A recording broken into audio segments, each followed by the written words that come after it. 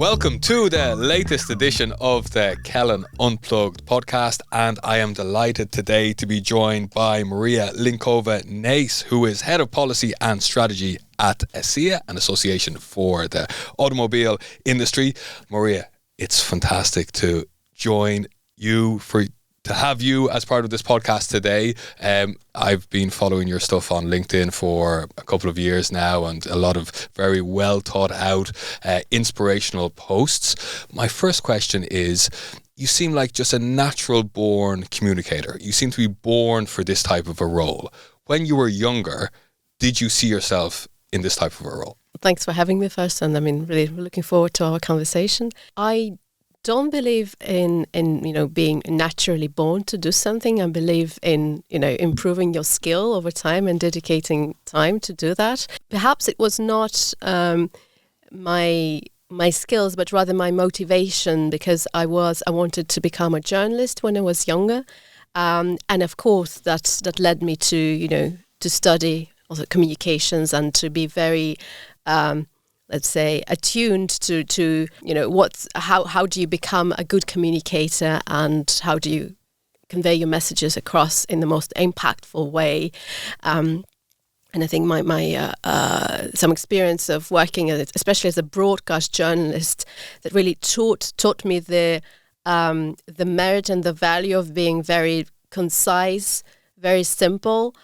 Because, when you work, for example, for radio or TV, you cannot just write in the way that you would, write a PhD thesis. You have to be, even talking about very complex topics, you have to be able to break it down so that like a 12 or 14-year-old could understand. And I think that's the skill that really also helped me in my job as a lobbyist. And this is probably one of the sometimes underrated skills in the Brussels bubble. I think where there is no shortage of very intelligent, very smart people with decades of doing very smart work, but they don't necessarily always think about that it's not just about the knowledge, but it's about also the way that they convey it to policymakers who are very often not experts in their field. And this is where also I see my mission in a way to convey those messages, representing the industry that I represent, in a way that is more understandable and comprehensible, or also to teach my colleagues and other people that I engage with to pay more attention to not just what they say, but how they say it. It's a skill that's maybe underappreciated in Brussels, but it's certainly a skill that's really in demand, or at least should be in demand. If anywhere needs an emphasis on the importance of clear communications, it's Brussels. Now, I'm wondering, if you're working as a broadcast journalist, you're working within a culture where people understand the importance of making things clear. Now, as you suggested there, that's not often the case in the Brussels bubble. So what advice would you give to somebody when it comes to just working with your colleagues in order to convince them of the importance of not just necessarily focusing on getting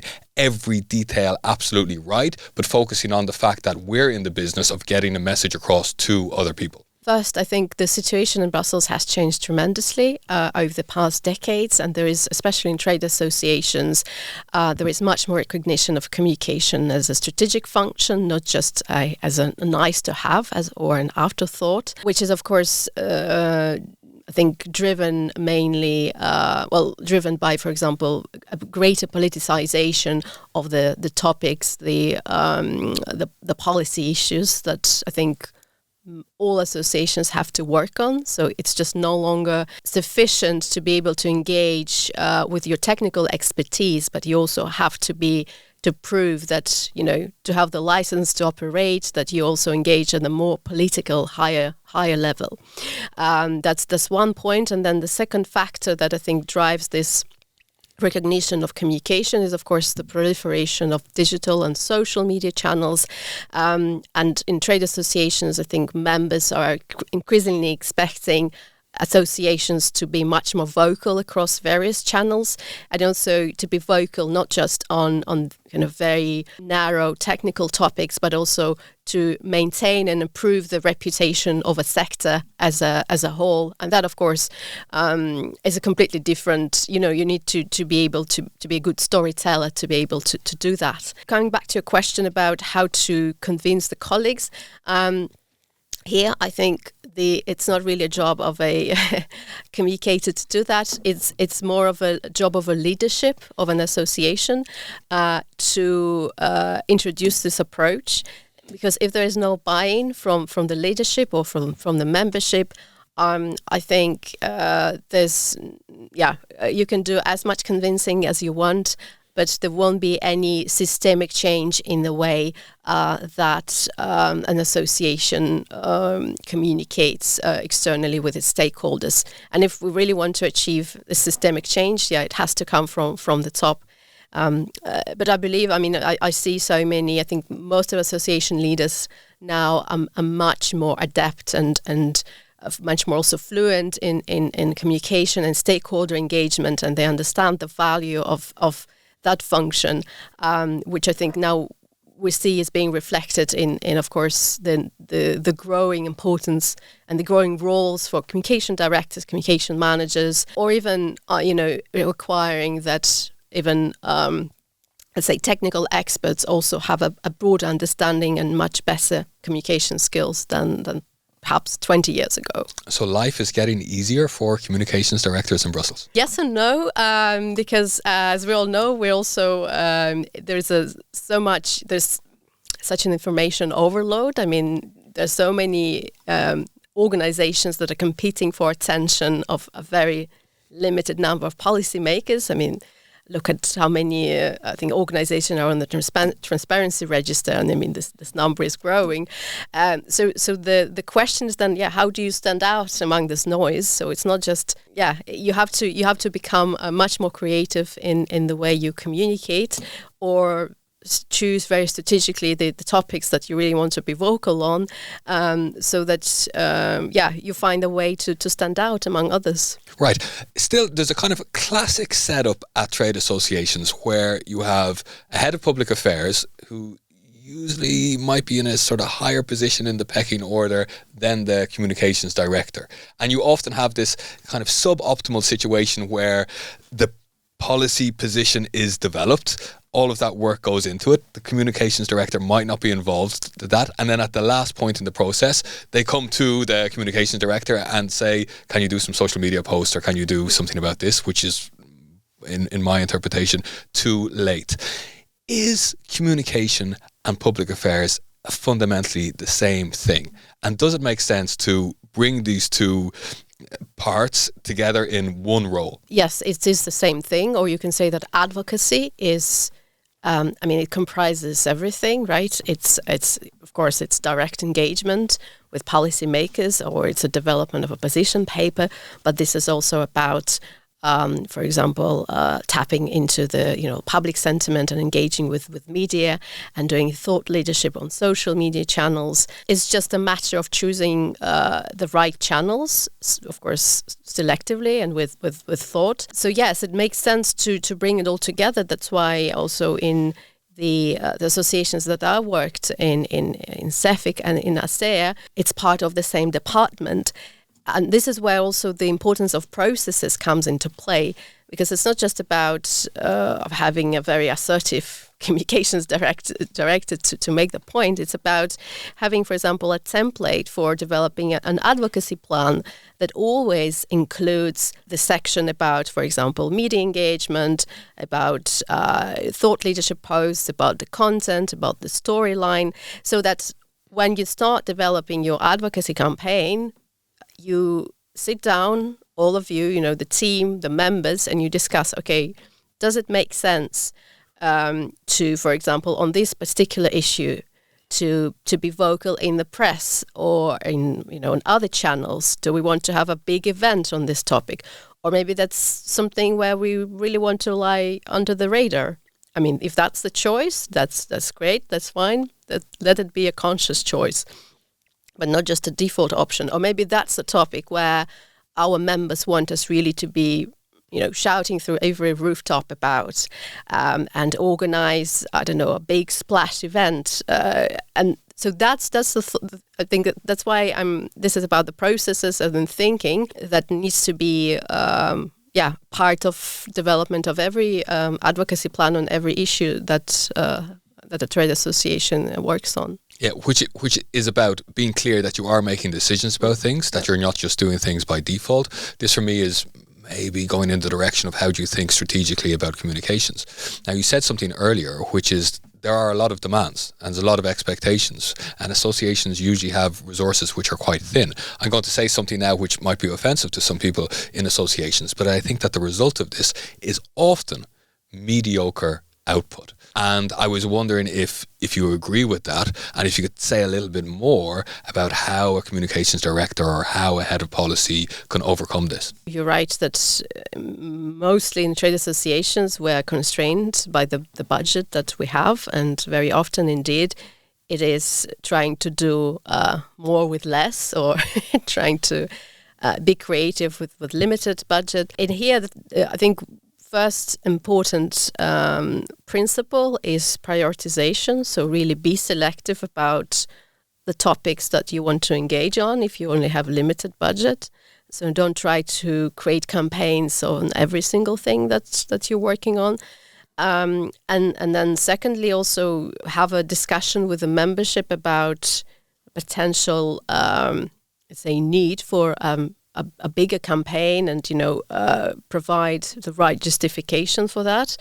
In my experience, if you have a really good pitch and this is something you're able to prove that this is a topic that is mission critical for the association, then of course that will probably fall on some sympathetic ears. Yeah, to learn this skill of pitching, I know in trade associations that's also not something that maybe we're or some of us are used to.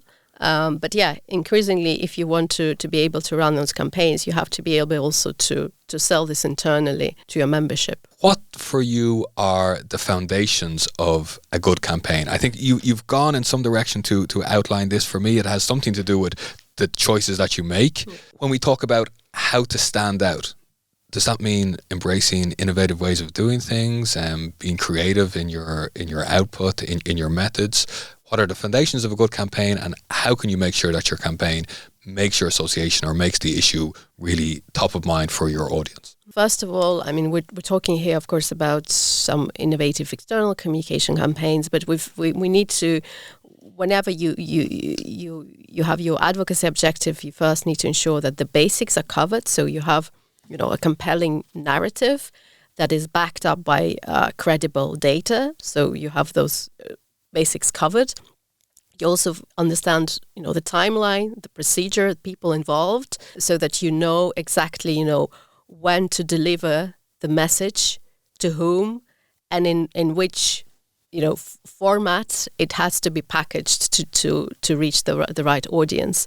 So once you have all those basics covered, then indeed you can start being more creative and maybe brainstorming about creative ways of reaching out to people. For example, if for some reason you don't have access to the right policymakers, then you think, for example, okay, shall we then increase our media engagement? Because that could be another channel to get our message across if we cannot get a meeting with that person, but that person is likely to read, I don't know, Financial Times. Or if we want to, I don't know, for example, to put a new topic on the agenda of, I don't know, the next European Commission, we start thinking about this 2-3 years in advance. We start building thought leadership on this. We start, I don't know, commissioning reports to ensure that this particular topic or this particular solution, slowly and gradually makes its way into the public domain and then becomes part of the, let's say, public discourse. But that's something that, of course, takes time, and that's why you need this strategic thinking and a good assessment about the means that you already have and the access that you already have, and then based on that decide, okay, do we need then to do something extra if the channels that we're using now are not working. Now, I'm going to try and get you to reveal some of the secrets behind your success. You started out there by talking about a compelling narrative. Do you have a framework or a checklist that you can use to determine in advance of launching a campaign whether your narrative is compelling or not?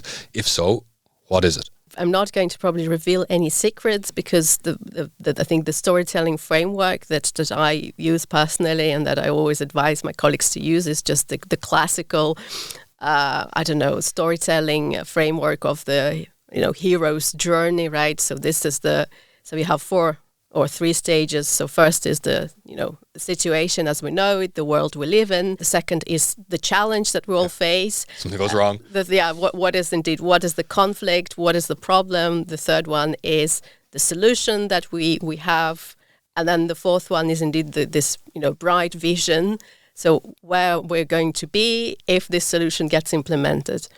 So I think most of the time this kind of framework is already good to, at least as a starting point for any trying to pitch an idea in the policy domain. Now, as you said, to check whether it's backed up by credible evidence, here I'm going to introduce the word AI because I think this is where artificial intelligence actually is good at. It's mandatory these days. So it is. So whenever you brainstorm about potential challenges or you want to identify blind spots in your thinking, next to, of course, doing all the thinking yourself or with your team, this is a good way to use AI just to challenge and say, okay, what are the identify blind spots, what could be the difficult questions that I could receive from, from a member of the parliament, from a journalist on this topic. And that already gives you some ideas then, of course, you can work on. When you talk about the hero's journey, who should be the hero? Are you talking about somebody in the industry? Are you talking about the people in political world that you're trying to influence? Are you talking about maybe consumers or the European public?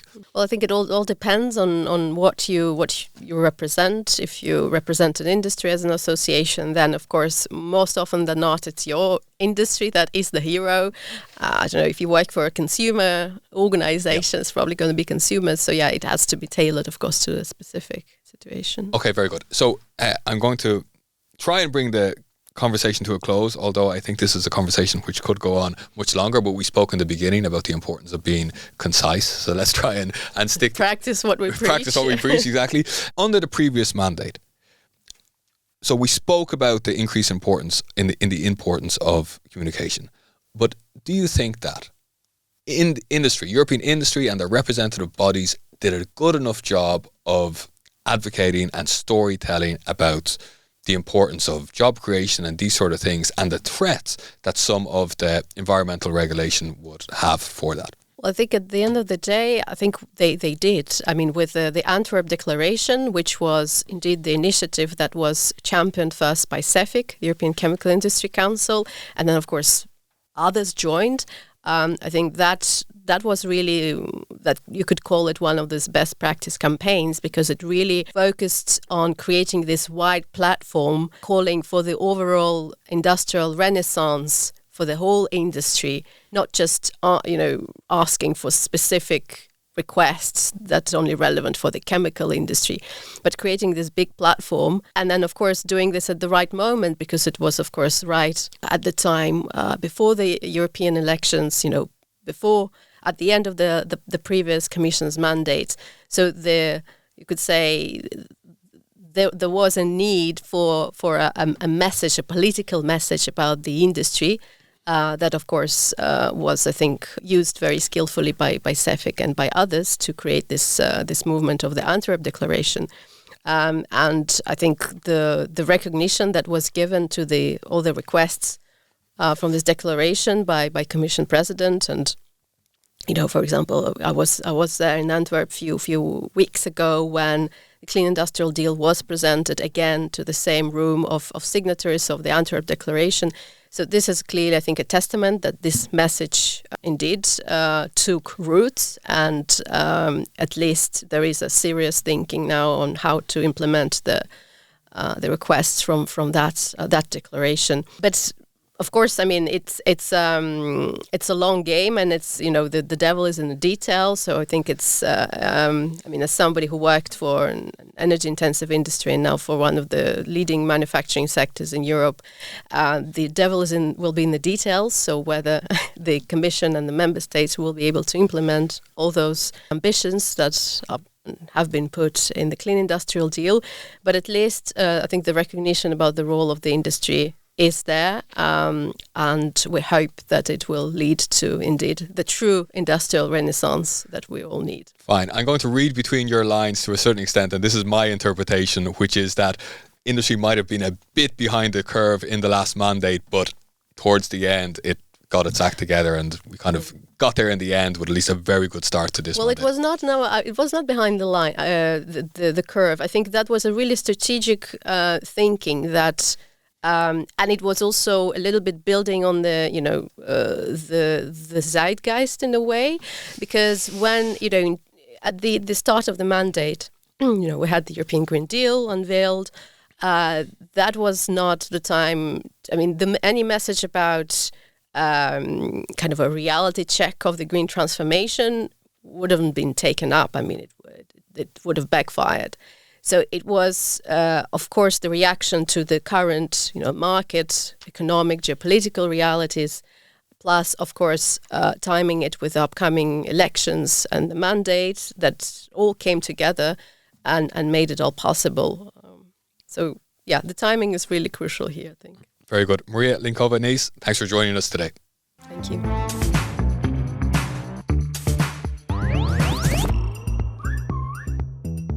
And we're back, and I am delighted to be joined by Simona Romeo, Associate Director for Kellen. And so we're talking about Kellen, which is an association management company. It's a concept which is fairly straightforward. It's a company that manages more than one associations at the same time, but still I don't think it's so well known. What I'm interested in, Simona, is what does this type of company bring when it comes to the type of communication support that it can provide to its clients? Thank you, Paul, for having me first. So I think actually that's a great opportunity to reestablish what's the concept of association management. And so I would like just to start saying that in general, what we do, we manage over 35 associations from, all the different aspects that cover any trade association, from finance to admin to policy and comms. So when it comes to communication, we have at Kellen a dedicated team that, can support the different associations, different clients, especially in many, many sectors like, food, energy, construction policies. And that's very important because we have an in-house expertise, cross-sector, plus we are also a global company, as we have a sister company in the US, which clearly allow us to have, knowledge sharing that help us, delivering better better deliverables, better style of communication, and also flexible communication depending on our association. Okay, and then what's the added value when it comes to communications? When it comes to communication, well, number one is in-house. Number two, usually my comms colleagues, they work in the same clusters. So they have quite an extensive expertise when it comes to a specific sector. So they can look at it from different perspectives.